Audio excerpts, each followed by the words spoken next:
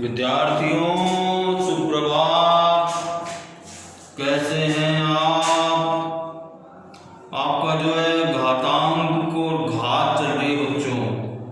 प्रश्नावली एक्सरसाइज है 13.1 13.1 question number 8 चलेगा बच्चों। अब देखो, निम्नलिखित संख्याओं की तुलना कीजिए।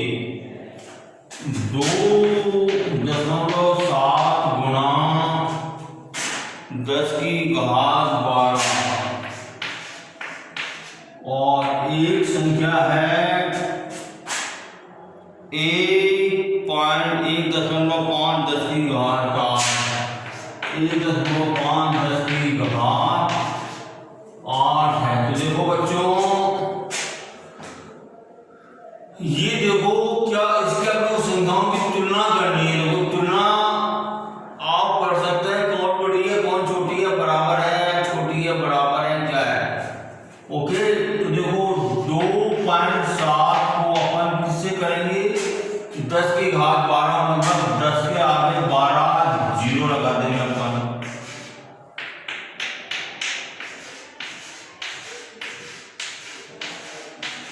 ओके बच्चों, तो देखो इसका क्या मतलब होता है, अगर मैं इसको 10 से गुणा करूं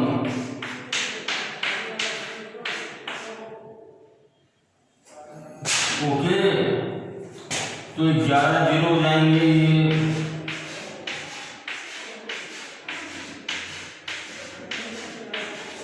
ओके, तो कितना हो जाएगा? 27 हो जाएगा ये। और इसको मैं इससे गुणा करूंगा तो कितना हो जाएगा? 1 2 3 4 5 6 7 8 9 10 11। ये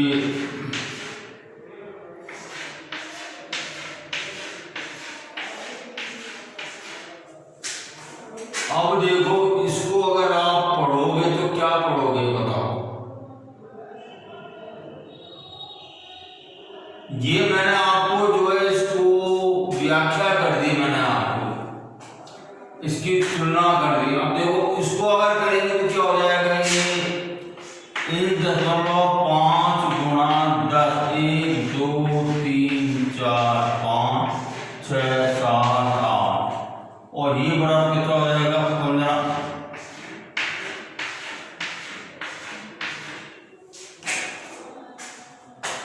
तो तुलना करें तो बच्चों इसको अपन बहुत बड़ी संख्या है जिसको पढ़ना संभव नहीं है। कोशिश भी करें तो अपन क्या करें? इकाई ढाई सैकड़ा हजार 10,000 लाख 10 लाख करोड़ 10 करोड़ संख 10 संख पदम 10 पदम 27 पदम है ये। और ये कितना है? इकाई ढाई सैकड़ा हजार 10,000 लाख 10 लाख करोड़ 10 ये 15 करोड़ है बच्चों। तो तुलना कर लीजिए आप लोग। ऐसे ही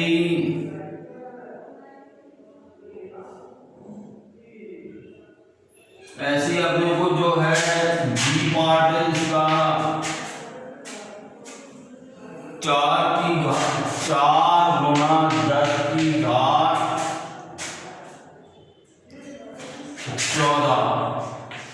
तो कितना हो जाएगा? 4 2 3 4 5 6 7 8 10 11 12 13 और 14 और ये कितना है? 3 गुणा 10⁻17 इसको 17 बार। तो कौन सी बड़ी हुई कौन सी छोटी हो गई? तो ये बड़ी हो जाएगी ये छोटी हो जाएगी, सिंपल है। 3 के बाद 17 जीरो लगा दो।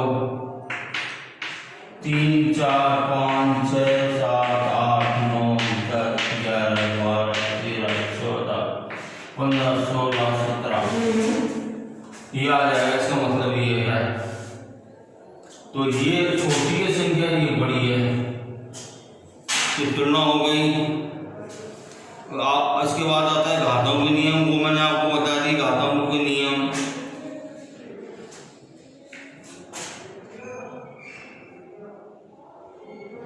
मैं आपको फिर से बता देता हूँ घातांकों के नियम।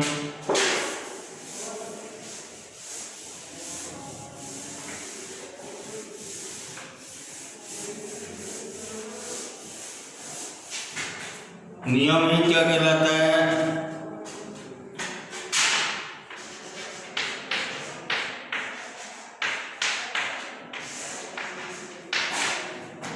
घातांकों के नियम। पहला नियम क्या है बच्चों? एक ही आधार वाली घातों का गुणन। एक ही आधार, सपोज करो जैसे 2 की घात 3, 2 की घात 4 है, तो इसका क्या मतलब होता है बच्चों? तो क्या मतलब 2 गुणा 2 गुणा 2 हो गया ये, और ये कितना हो गया? गुणा 2 गुणा 2 गुणा 2 गुणा 2। ये हो गया मतलब इसका। तो क्या हो गया? 1 2 3 4 5 6 7। क्या हो गया? 2 की घात 7 हो गई। तो मतलब जब एक ही आधार वाली घातों का गुणनफल होता है तो घातें जो हैं जुड़ जाती हैं।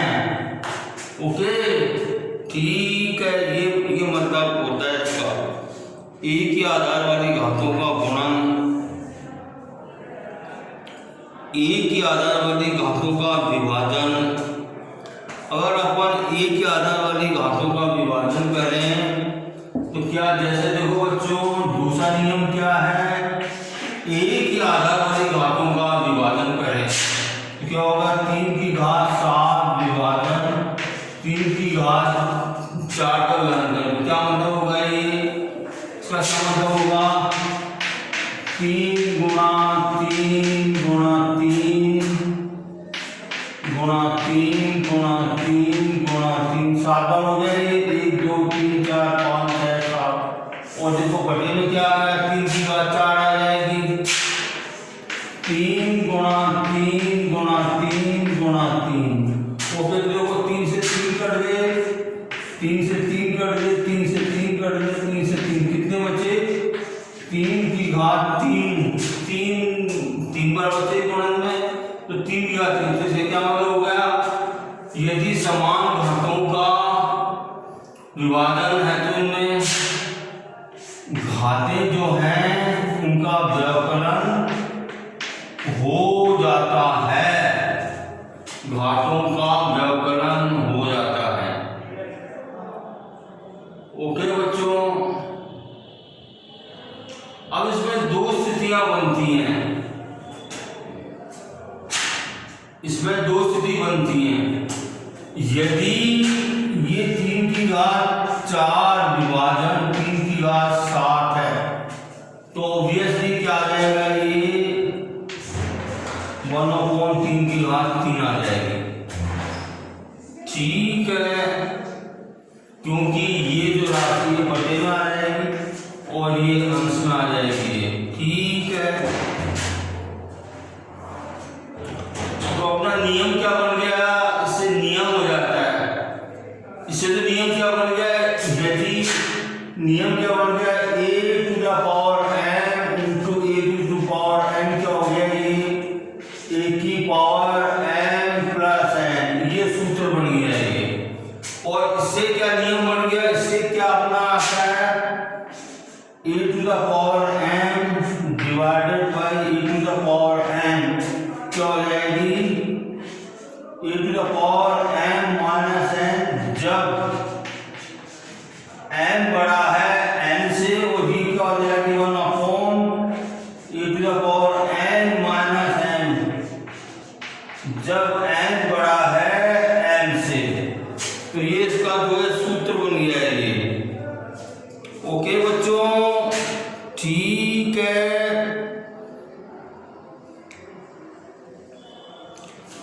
अब देखो, ये 2 नियम मैंने आपको बता दिए।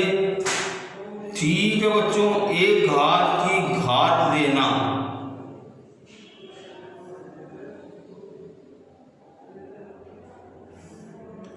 एक घात की घात लेना मतलब क्या होता है इसका? एक घात की घात लेना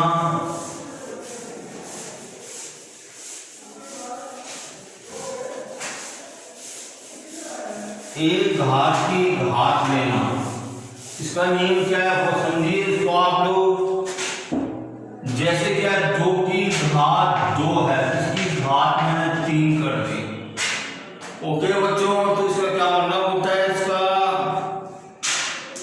इसका क्या मतलब होता है बच्चों, 2 की घात 2 को मैं जो है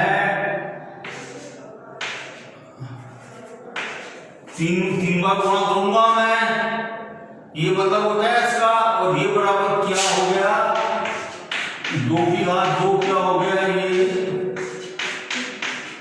ये इसके बराबर होता है ये। तो कितने 2 आ गए, 2 कितनी बार गुणा, 2 3 4 5 6, 2 की घात 6 हो गए।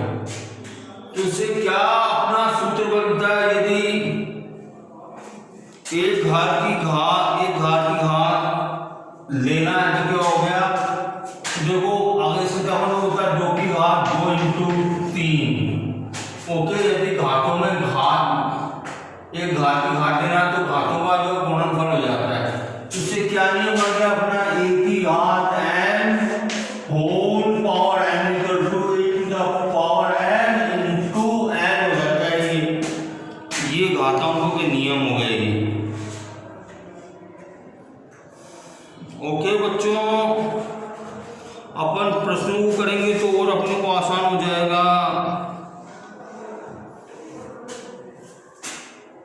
समान घातांकों वाली घातों का गुणनफल। अब देखिए, समान घातांक वाली गुणनफलों का गुणनफल, अगर घात समान है तो क्या होता है बच्चों, जैसे सपोज करो मैंने 2 की घात 3 गुणा 3 की घात 3 से मैंने गुणा किया, ठीक है बच्चों। इनमें देखो घात समान है, इनमें 3 और 3 है, समझ आ रही नहीं आ रही आपको। तो इसका क्या मतलब होता है बच्चों, 2 गुणा 2 गुणा 2 हो गए, और ये क्या हो गया, 3 गुणा 3 ये हो गया, ठीक है बच्चों।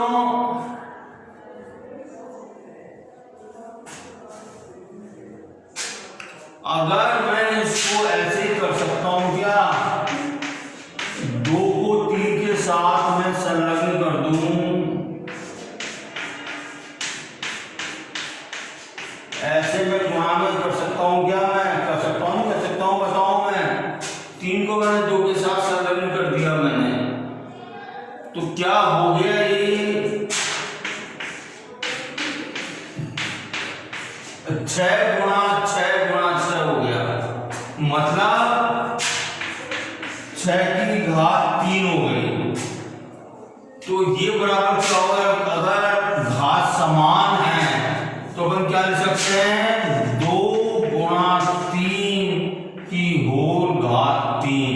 तो अपना नियम क्या बन गया, यदि a की घात m है और b की घात m है तो क्या हो जाएगा, ab होल घात m हो जाएगी। ये नियम बन गया अपना।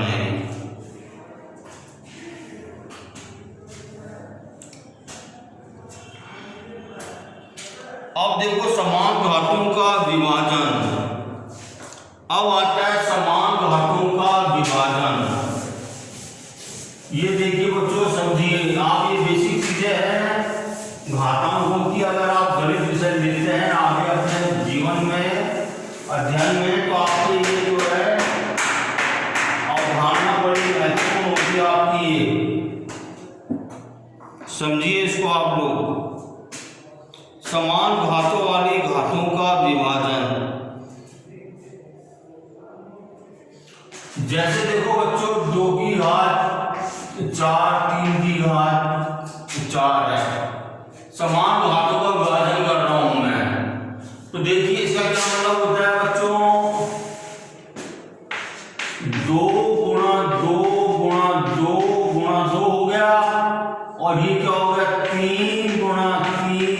गुणा 3 हो गया ये, ठीक है। अब इसको मैं जो है ऐसे लिख सकता हूँ क्या, 2/3 गुणा 2/3 गुणा 2/3 गुणा 2/3, और ये बराबर कितना हो गया, कितनी बार गुणा हो गया, 4 बार गुणा हो गया। तो 2/3 की होल का कितनी हो गई, 4 हो गई। तो अपना नियम क्या बना, a की घात n और b की घात n बराबर क्या हो गया, ये a/b की होल घात n। ये अपना नियम सूत्र बन गया अपना ये, ठीक है। अपन क्वेश्चन करेंगे तो अपने को और स्पष्ट हो जाएगा। शून्य घातांक की संख्याएं, अब देखो जिसका घातांक शून्य होता है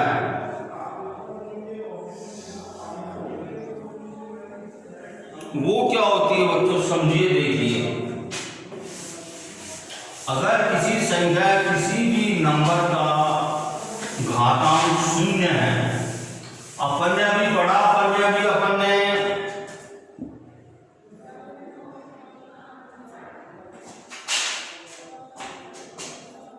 ये देखिए, जैसे जो है 3 की घात 5/3 की घात 5 है, इसका क्या मतलब हो जाएगा बच्चों, ये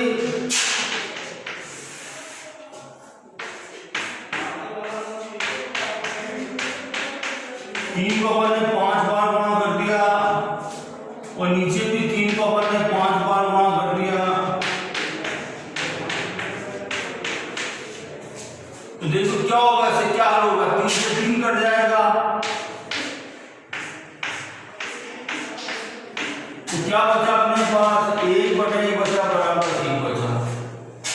अगर अपन ने पढ़ा था भी, अपन ने जब घातों का विभाजन होता है तो घातों का जो है व्यवकलन हो जाता है, 5 - 5 बराबर 3 की घात 0 बराबर, किसी भी घात का जो शून्य घातांक होता है वो 1 के बराबर होता है।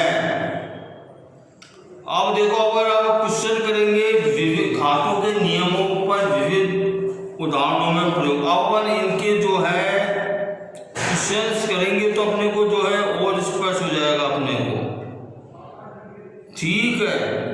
तो 13.2 का पहला क्वेश्चन कर रहा हूं, पहले का पहला